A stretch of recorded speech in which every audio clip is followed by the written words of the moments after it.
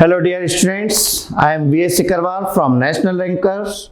Today now we are going to start needs and importance of management in India. Bharat में प्रबंध की आवश्यकता क्या है और क्या महत्व है। कई बार परीक्षा में क्वेश्चन आता है कि भारतीय अर्थव्यवस्था में प्रबंध के महत्व को समझाइए। तो जो हमने पहले डिस्कस किया है बेटा प्रबंध का महत्व, वो प्रबंध का महत्व हमने देखा कि किसी भी व्यापार जगत में प्रबंध का क्या महत्व है और उसके द्वारा प्रबंध किस प्रकार आगे बढ़ता है। यहां पर हम देखने जा रहे हैं कि भारतीय अर्थव्यवस्था में प्रबंध का क्या महत्व है। आधारभूत संरचना के निर्माण हेतु, for the construction of infrastructure, Bharat में आधारभूत सुविधाओं जैसे औद्योगिक शक्ति, परिवहन एवं संचार, प्रौद्योगिकी आदि की समुचित व्यवस्था के द्वारा ही उत्पादकता में वृद्धि की जा सकती है और यह कुशल प्रबंध के द्वारा ही संभव है। अर्थात आधारभूत संरचना, देखो बेटा आधारभूत संरचना का मतलब होता है बेसिक इंफ्रास्ट्रक्चर डेवलप होना।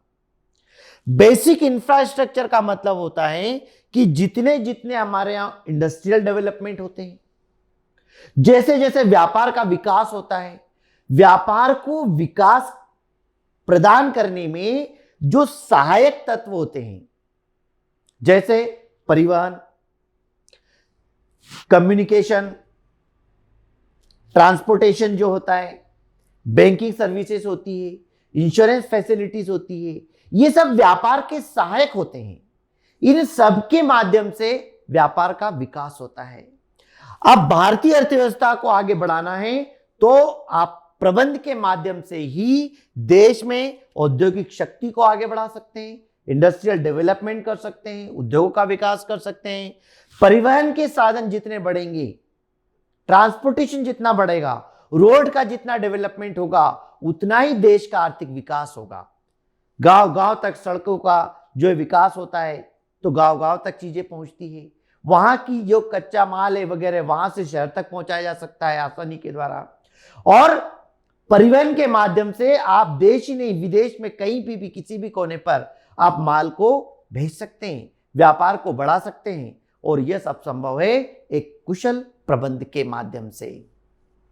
इस प्रकार मैनेज किया जाता है कि आप उत्पादन कर रहे हैं और उस उत्पादन को देश के हर कोने में, हर हिस्से में व्यवस्थित तरीके से आप पहुंचा सकें और न केवल देश में बल्कि विदेशों में भी, विश्व के कहीं पे भी उत्पादन जहां पर भी माल हो रहा है या तो वहां आप उत्पादन मंगा सकते हैं या आप भेज सकते हैं और यह सब प्रबंध के द्वारा ही संभव हो सकता है। दूसरा, आधुनिक तकनीकों को अपनाने हेतु, आधुनिक वैज्ञानिक तकनीकों विधियों का अधिकतम लाभ उठाने के लिए वैज्ञानिक प्रबंध आवश्यक है। भारत के परंपरागत औद्योगिक ढांचे में परिवर्तन के माध्यम से ही संभव है। देखो बेटा 1947 में हमारा देश आजाद हुआ और उसके बाद धीरे धीरे हमारा देश का औद्योगिकरण हुआ, औद्योगिक विकास हुआ, व्यापार ने धीरे धीरे गति प्रदान की, लेकिन फिर भी हमारे व्यापार का उतना विकास नहीं हो पा रहा था। लेकिन 1991 के बाद हमारे जो है देश में औद्योगिकरण का, व्यापारीकरण का तेजी से विकास हुआ, प्राइवेट सेक्टर आगे आए, विदेशी कंपनियां भारत में आई और इंफ्रास्ट्रक्चर यहाँ का डेवलप हुआ, रोड बने, पुल बने, डैम बने, बड़ी बड़ी कंपनियों का निर्माण हुआ, जिससे भारत का तेजी से विकास हुआ। और जब भारत का हम तीव्र विकास चाहते हैं तो प्रबंध का होना बहुत जरूरी है। भारत के बारे में कहावत है कि भारत एक ऐसा धनवान देश है जहां गरीब लोग निवास करते हैं।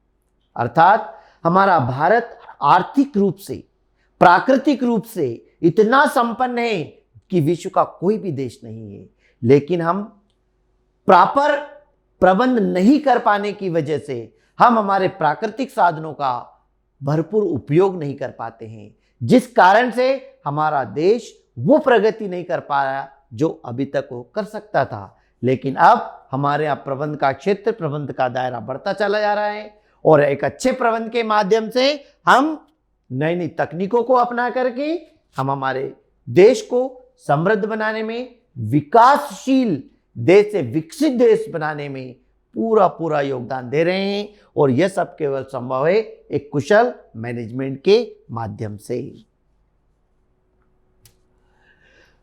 दूसरा है बेटा रोजगार के अवसरों में वृद्धि। हमारे भारत में हम देखते हैं बेटा कई प्रकार की समस्याएं हैं, उनमें से बेरोजगारी एक समस्या है। और इस बेरोजगारी समस्याओं को हल करने का एकमात्र एक ही तरीका है कि ज्यादा से ज्यादा व्यापारिक विकास हो। हर व्यक्ति को अपना स्वयं का व्यापार उद्योग खोलने के लिए प्रेरित किया जाए, क्योंकि जितना व्यापार का विकास होगा उतनी ही ज्यादा रोजगार के अवसर उपलब्ध होंगे। जितना अच्छा मैनेजमेंट करेंगे उतनी हमारी संगठन का विकास होगा और हम अच्छे से अच्छा काम कर सकते हैं, काम करवा सकते हैं, लोगों को रोजगार दे सकते हैं। और यह सब केवल अच्छे प्रबंध के माध्यम से ही संभव हो पाया है। कर्मचारियों की कुशलता में वृद्धि के लिए किसी भी उपक्रम के कर्मचारियों की कार्यक्षमता एवं कुशलता उसके प्रबंध पर निर्भर करती है। यदि भारतीय श्रमिकों की कार्यक्षमता कुशलता में वृद्धि करना है तो नई वैज्ञानिक प्रबंध व्यवस्था को अपनाना आवश्यक है कि हमारे यहां जो भी कर्मचारी काम कर रहे हैं वह अपने पुराने तरीके से काम कर रहा है। आप चाहते हैं कि उसका विकास हो, आप चाहते हो कि संस्था भी विकास करे, आधुनिक तरीके से काम हो। इसके लिए आपको अपने कर्मचारियों को प्रशिक्षण देना होगा, उन्हें वैज्ञानिक तरीके से काम करने के लिए प्रेरित करना होगा और नए नए तरीकों का प्रशिक्षण देकर के कर्मचारियों का विकास होगा और उसका लाभ संस्था को होगा। और कर्मचारियों की आप कार्यकुशलता में वृद्धि चाहते हैं कि आप ज़्यादा से ज़्यादा उत्पादन हो, तो वो तभी संभव होगा जब आप अच्छे प्रबंध के माध्यम से वैज्ञानिक तरीकों का प्रयोग करके कर्मचारियों को प्रशिक्षण देंगे।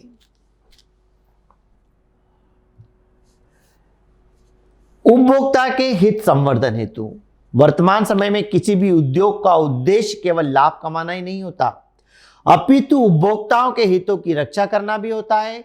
भारत में उपभोक्ताओं को सस्ती, टिकाऊ, श्रेष्ठ किस्म की वस्तुएं उचित मूल्य पर उपलब्ध कराने के लिए श्रेष्ठ प्रबंध नीति आवश्यक है। इस प्रकार से मैनेज किया जाता है बेटा कि हमारे देश के अंतर्गत